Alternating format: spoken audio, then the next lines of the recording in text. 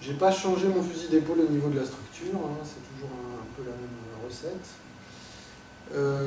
Là, j'ai apporté un soin tout particulier aux personnages. J'ai vraiment essayé de m'attacher à leur psychologie, à l'interaction entre les différents personnages. Et, ouais, c'est peut-être dans ce créneau-là que j'ai creusé un peu plus profondément mon sillon. Plus épais, ouais. Donc on a plus le temps de développer les relations entre les gens, de creuser un peu la psychologie. Donc vraiment la structure classique des 3 actes et les moments charnières sont là. Hein.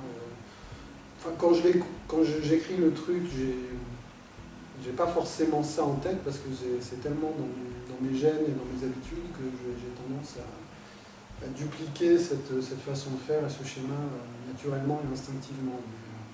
Voilà, après, pour m'amuser, je repose la grille de structure, la grille d'analyse, et je vois si ça correspond ou pas. Donc Vegas, parce que ça me semblait...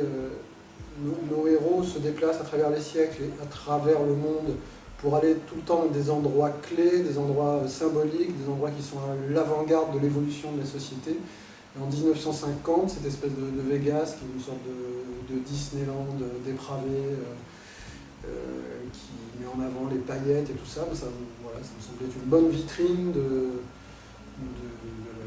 la société du spectacle, hein, en fait, qui allait prendre son essor dans les décennies suivantes.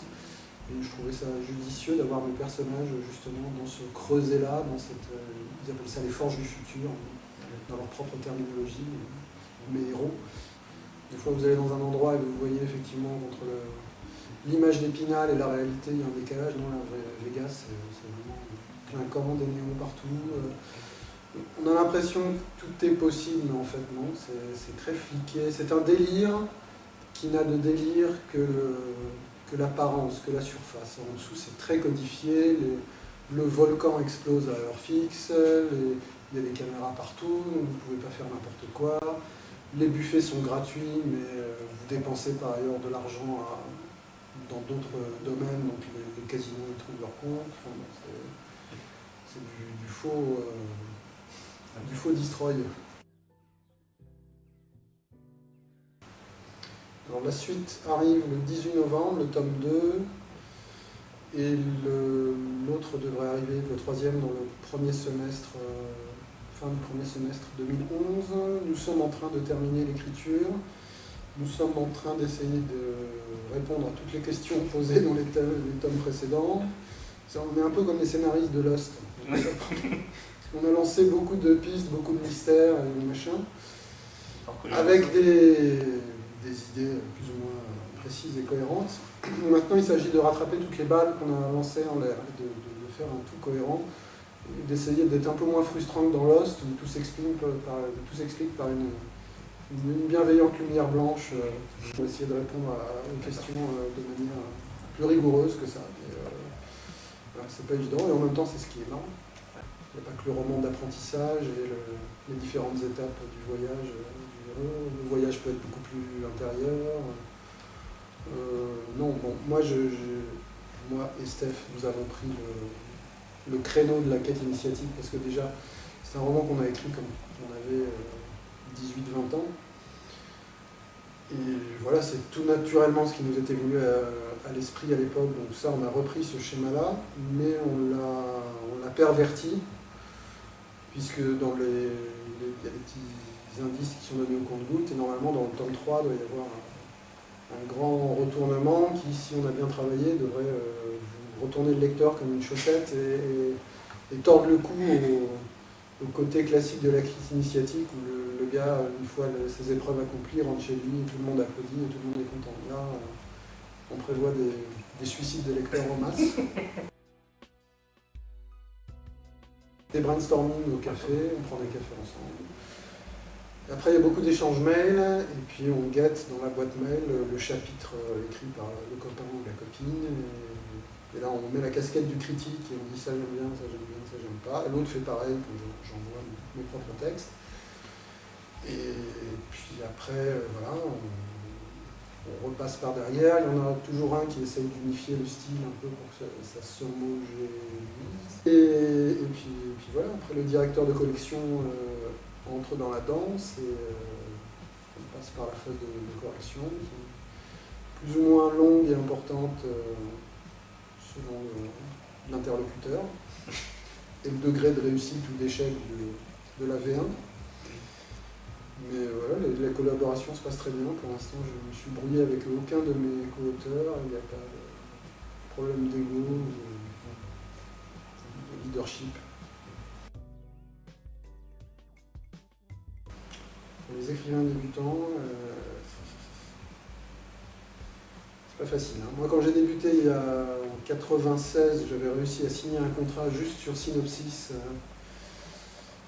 Et en proposant un premier chapitre et une liste des personnages, là aujourd'hui les gens ne prennent plus de risques, ils veulent le roman fini, et même pour les auteurs confirmés, hein, c'est de plus en plus dur d'avoir un contrat sur une idée, sur un pitch, sur un synopsis.